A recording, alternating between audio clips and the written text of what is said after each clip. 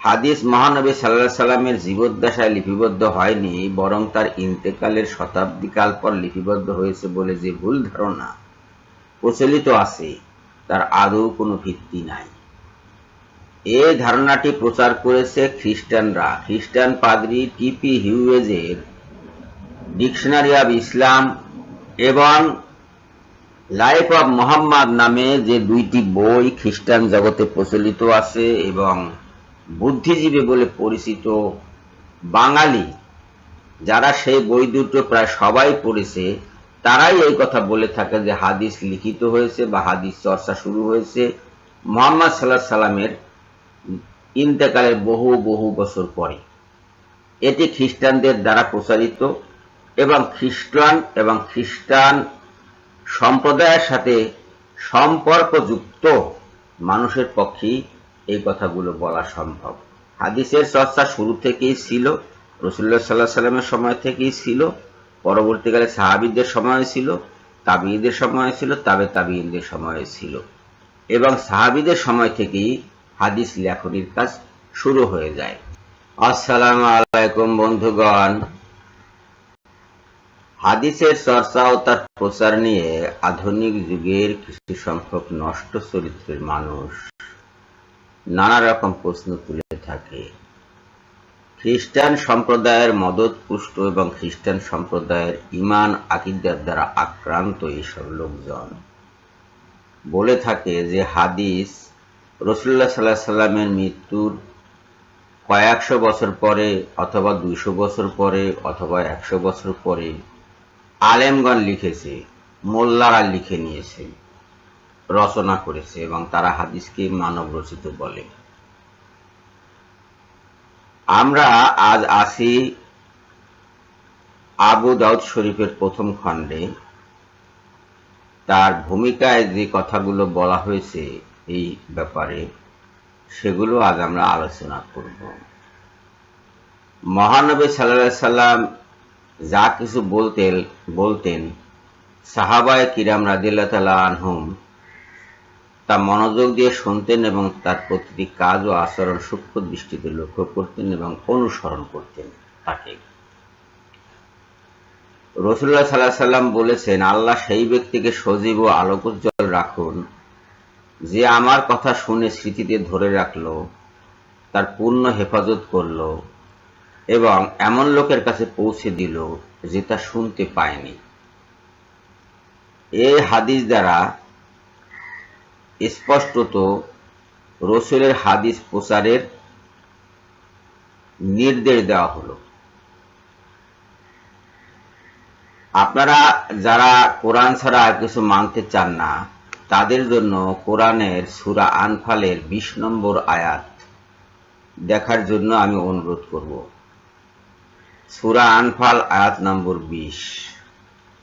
সূরা আনফাল আয়াত নম্বর 20।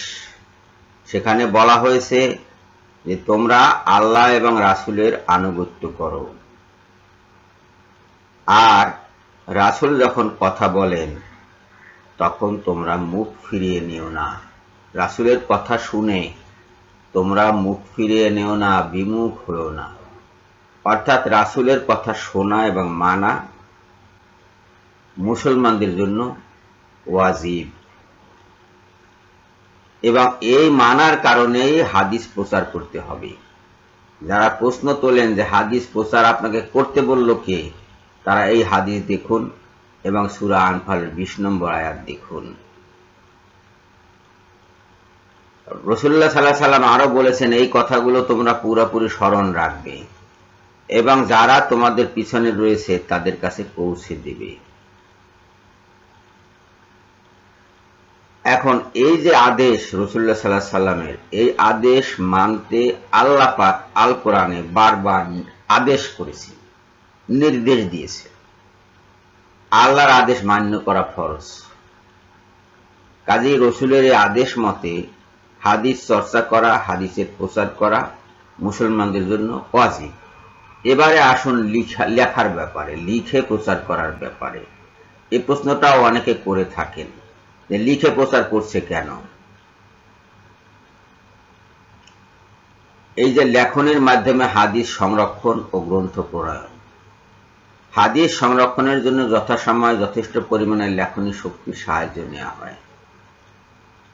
প্রাথমিক পর্যায়ে কুরআন মজিদ ব্যতীত সাধারণত অন্য কিছু লিখে রাখা হতো না। পরবর্তীকালে হাদিসের বিরাট সম্পদ লিপিবদ্ধ হতে থাকে।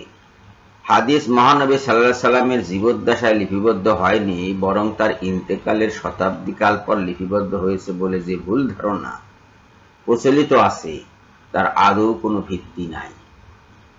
এই ধারণাটি প্রচার করেছে খ্রিস্টানরা। খ্রিস্টান পাদ্রী টি.পি. হিউজের ডিকশনারি অব ইসলাম এবং লাইফ অব মোহাম্মদ নামে যে দুইটি বই খ্রিস্টান জগতে প্রচলিত আছে এবং বুদ্ধিজীবী বলে পরিচিত বাঙালি যারা সেই বই দুটো প্রায় সবাই পড়েছে, তারাই এই কথা বলে থাকে যে হাদিস লিখিত হয়েছে বা হাদিস চর্চা শুরু হয়েছে মুহাম্মদ সাল্লাল্লাহু আলাইহি সাল্লামের ইন্তেকালের বহু বহু বছর পরে। এটি খ্রিস্টানদের দ্বারা প্রচারিত এবং খ্রিস্টান সম্প্রদায়ের সাথে সম্পর্কযুক্ত মানুষের পক্ষেই এই কথাগুলো বলা সম্ভব। হাদিসের চর্চা শুরু থেকেই ছিল, রাসূলুল্লাহ সাল্লাল্লাহু আলাইহি সাল্লামের সময় থেকেই ছিল, পরবর্তীকালে সাহাবীদের সময় ছিল, তাবিঈদের সময় ছিল, তাবিঈনদের সময় ছিল এবং সাহাবীদের সময় থেকেই হাদিস লেখনির কাজ শুরু হয়ে যায়। অবশ্য একথা ঠিক যে কোরআনের সঙ্গে হাদিস মিশ্রিত হয়ে মারাত্মক পরিস্থিতির উদ্ভব হতে পারে। কেবল এই আশঙ্কায় ইসলামী দাওয়াতের প্রাথমিক পর্যায়ে রাসূলুল্লাহ সাল্লাল্লাহু আলাইহি সাল্লাম বলেছিলেন, আমার কোনো কথাই লিখো না। কোরআন ব্যতীত আমার থেকে কেউ অন্য কিছু লিখে থাকলে তা যেন মুছে ফেলে, এবং সাহাবীরা সেটা মুছেও ফেলেছিল। ঘটনাটা ছিল এই যে রাসূলুল্লাহ সাল্লাল্লাহু আলাইহি সাল্লাম একবার মসজিদে গিয়ে দেখেন যে সাহাবীরা কি যেন লিখছে। তিনি লক্ষ্য করে দেখলেন যে তারা কোরআন লেখার পাশাপাশি আরো অন্য কিছু লিখছে, তার নিজের বাণীও লিখে রাখছে। তারা জিজ্ঞেস করলেন, তোমরা একই করছো? তারা বলল যে আমরা আল্লাহ রসুলের বাণী এতে লিপিবদ্ধ করছি। তিনি বললেন যে কোরআনের পাশাপাশি আর একখানি গ্রন্থ, না তোমরা এটা করো না, তোমরা এটা মুছে ফেলো। তারা সেটা মুছে ফেললো। কেন মুছে ফেলেছে? কোরআনের সাথে হাদিস মিশ্রিত হয়ে যেতে পারে এবং এতে এক মারাত্মক পরিস্থিতির উদ্ভব হতে পারে। সেই পরিস্থিতি থেকে মুক্তি পাওয়ার জন্য প্রাথমিক যুগে রাসূলুল্লাহ সাল্লাল্লাহু আলাইহি সাল্লাম তার হাদিস লিখতে নিষেধ করেছিল এবং যাদের কাছে যা ছিল সেটা ধ্বংসও তারা করেছিল। এই ঘটনাটি তারা মনে রাখে। ওই যে শ্রেণীটি যারা হাদিসের বিরুদ্ধবাদী, তারা ওই কথাটা মনে রাখে এবং ওই কথাটাই প্রচার করে যে রাসূলুল্লাহ সাল্লাল্লাহু আলাইহি সাল্লাম লিখতে নিষেধ করেছেন এবং হাদিস পুড়িয়ে যা লেখা হয়েছিল তা পুড়িয়ে ফেলা হয়েছে বা ধ্বংস করে ফেলা হয়েছে, এই কথাটা তারা বলে। কিন্তু পরবর্তীকালে যে রাসূলুল্লাহ সাল্লাল্লাহু আলাইহি সাল্লাম নির্দেশ দিলেন যে তোমরা এখন হাদিস লেখো, সেই কথা আর তারা বলে না। মানে অর্ধ সত্য তারা বলে। অর্ধ সত্য মিথ্যার চেয়েও মারাত্মক। কিন্তু যেখানে এরূপ বিভ্রান্তির আশঙ্কা ছিল না, অর্থাৎ কোরআনের সাথে মিশ্রিত হয়ে যাওয়ার আশঙ্কা যেখানে ছিল না, মহানবী সাল্লাল্লাহু আলাইহি সাল্লাম সে সকল ক্ষেত্রে হাদিস লিপিবদ্ধ করে রাখতে বিশেষভাবে উৎসাহিত করেন। আব্দুল্লাহ ইবনে আমর রাদিয়াল্লাহু তাআলা আনহু রাসূলুল্লাহ সাল্লাল্লাহু আলাইহি সাল্লামের নিকট উপস্থিত হয়ে বলেন, হে আল্লাহর রাসূল, আমি হাদিস বর্ণনা করতে চাই, তাই স্মরণ শক্তির ব্যবহারের সাথে সাথে লেখনীরও সাহায্য গ্রহণ করতে ইচ্ছুক, যদি আপনি অনুমতি দেন। তিনি বলেন, অর্থাৎ রাসূলুল্লাহ সাল্লাল্লাহু আলাইহি সাল্লাম বলেন, আমার হাদিস কণ্ঠস্থ করার সাথে সাথে লিখেও রাখতে পারো। আমার এই কারসরের দিকে লক্ষ্য করুন, তাহলে আপনাদের আমাকে ধরতে সুবিধা হবে। আব্দুল্লাহ ইবনে আমর রাদিয়াল্লাহু তাআলা আনহু আরো বলেন, আমি রাসূলুল্লাহ সাল্লাল্লাহু আলাইহি সাল্লামের নিকট যা কিছু শুনতাম মনে রাখার জন্য তা লিখে রাখতাম। কতিপয় সাহাবী আমাকে তা লিখে রাখতে নিষেধ করলেন এবং বললেন, রাসূলুল্লাহ সাল্লাল্লাহু আলাইহি সাল্লাম একজন মানুষ, কখনো স্বাভাবিক অবস্থায় আবার কখনো রাগান্বিত অবস্থায় কথা বলেন। এ কথা বলার পর আমি হাদিস লেখা ত্যাগ করলাম। অতঃপর রাসূলুল্লাহ সাল্লাল্লাহু আলাইহি সাল্লামকে তা জানালাম। তিনি নিজ হাতে, তিনি মানে রাসূলুল্লাহ সাল্লাল্লাহু আলাইহি সাল্লাম, রাসূলুল্লাহ সাল্লাল্লাহু আলাইহি সাল্লাম নিজ হাতের আঙ্গুলের সাহায্যে স্বীয় মুখের দিকে ইঙ্গিত করে বললেন, তুমি লিখে রাখো সেই সত্তার কসম যার হাতে আমার প্রাণ, অর্থাৎ আল্লাহর কসম, এই মুখ দিয়ে সত্য ছাড়া অন্য কিছু বের হয় না। এই হাদিসটি আবু দাউদ শরীফে আছে, মুসনাদে আহমদে আছে, দারিমিতে আছে, হাকিমে আছে, বাইহাকিতে আছে। এটি প্রসিদ্ধ হাদিস। কিন্তু হাদিস বিরোধীরা এই হাদিস কেউ পড়ে না, অথবা পড়লেও স্বীকার করে না, পাশে ঠেলে ফেলে রেখে দেয়। উদ্দেশ্য আর কিছু নেই হাদিসের বিরোধিতা করা, যে কোনো মূল্যে তারা হাদিসের বিরোধিতা করতে চায়। আব্দুল্লাহ ইবনে আমরের সংকলনের নাম ছিল সহিফায়ে সাদিকা। এ সম্পর্কে তিনি বলেন, সাদিকা হাদিসের একটি সংকলন যা আমি নবী সাল্লাল্লাহু আলাইহি ওয়াসাল্লামের নিকট শুনেছি। এই সংকলনে 1000 হাদিস লিপিবদ্ধ ছিল। কালের গর্ভে হারিয়ে যায় বলে সেটি মিথ্যা হয়ে যায় না, এবং অনেক হাদিস গ্রন্থ সেই সময়ে যা লিপিবদ্ধ করেছেন সাহাবীরা, সেগুলো তৎকালীন মাদ্রাসাগুলোতে সংরক্ষিত ছিল। বহু হাদিস সংকলন বর্তমানে বিভিন্ন জায়গায় সংরক্ষিত আছে।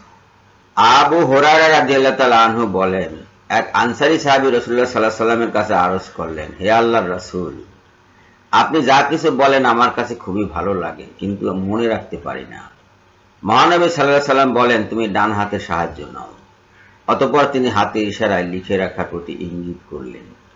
তার মানে হাদিস লিখে রাখার জন্য অনুমতি রাসূলুল্লাহ সাল্লাল্লাহু আলাইহি ওয়াসাল্লাম দিয়ে গেলেন। আবু হুরায়রা রাদিয়াল্লাহু তাআলা আনহু আরো বলেন, মক্কা বিজয়ের দিন রাসূলুল্লাহ সাল্লাল্লাহু আলাইহি ওয়াসাল্লাম ভাষণ দিলেন। আবু শাহ ইয়াহমানি রাদিয়াল্লাহু তাআলা আনহু আরজ করলেন, হে আল্লাহর রাসূল, এ ভাষণ আমাকে লিখে দিন। নবী সাল্লাল্লাহু আলাইহি ওয়াসাল্লাম ভাষণটি তাকে লিখে দেওয়ার নির্দেশ দেন। এটা বুখারীতে আছে, তিরমিজিতে আছে, মুসনাদে আহমদে আছে। হাদিসটি লিখে রাখার নির্দেশ দিলেন তিনি সাহাবীদেরকে, যে তোমরা এই আবু শাহ ইয়ামানি রাদিয়াল্লাহু তাআলা আনহুকে হাদিস লিখে দাও। হাসান ইবনে মুনাব্বির রাহমাতুল্লাহি আলাইহি বলেন, আবু হুরায়রা রাদিয়াল্লাহু তাআলা আনহু আমাকে বিপুল সংখ্যক কিতাব দেখালেন, তাতে রাসূলুল্লাহ সাল্লাল্লাহু আলাইহি ওয়াসাল্লামের হাদিস লিপিবদ্ধ ছিল। আবু হুরায়রা রাদিয়াল্লাহু তাআলা আনহু এর সংকলনের একটি কপি দামিশক এবং বার্লিনের লাইব্রেরিতে আজও সংরক্ষিত আছে। আনাস ইবনে মালিক রাদিয়াল্লাহু তাআলা আনহু তার স্বহস্তে লিখিত সংকলন বের করে ছাত্রদের দেখিয়ে বলেন, আমি এসব হাদিস মহানবী সাল্লাল্লাহু আলাইহি ওয়াসাল্লামের নিকট শুনে তা লিখে নিয়েছি, অতঃপর তাকে তা পড়ে শুনিয়েছি। মানে রাসূলুল্লাহ সাল্লাল্লাহু আলাইহি ওয়াসাল্লামকে পড়ে শুনিয়েছেন তিনি। রাফে ইবনে খাদিস রাদিয়াল্লাহু তাআলা আনহুকে স্বয়ং রাসূলুল্লাহ সাল্লাল্লাহু আলাইহি ওয়াসাল্লাম হাদিস লিখে রাখার অনুমতি দেন। তিনি প্রচুর হাদিস লিখে রাখেন। আলী ইবনে আবু তালিব রাদিয়াল্লাহু তাআলা আনহু হাদিস লিখে রাখতেন। চামড়ার থলের মধ্যে রক্ষিত সংকলনটি তার সঙ্গেই থাকত। তিনি বলতেন, আমি রাসূলুল্লাহ সাল্লাল্লাহু আলাইহি ওয়াসাল্লামের নিকট থেকে এই সহিফা ও কুরআন মজিদ ব্যতীত আর কিছু লিখিনি। সংকলনটি স্বয়ং রাসূলুল্লাহ সাল্লাল্লাহু আলাইহি ওয়াসাল্লাম লিখিয়েছিলেন। এতে যাকাত, রক্তপান, বন্দি মুক্তি, মদিনার হেরেম এবং আরো অনেক বিষয় সম্পর্কিত বিধান উল্লেখ ছিল। আব্দুল্লাহ ইবনে মাসউদ রাদিয়াল্লাহু তাআলা আনহু এর পুত্র আব্দুর রহমান একটি পাণ্ডুলিপি নিয়ে এসে শপথ করে বলেন, এটা ইবনে মাসউদ রাদিয়াল্লাহু তাআলা আনহু এর স্বহস্তে লিখিত। স্বয়ং মহানবী সাল্লাল্লাহু আলাইহি ওয়াসাল্লাম হিজরত করে মদিনায় পৌঁছে বিভিন্ন জাতির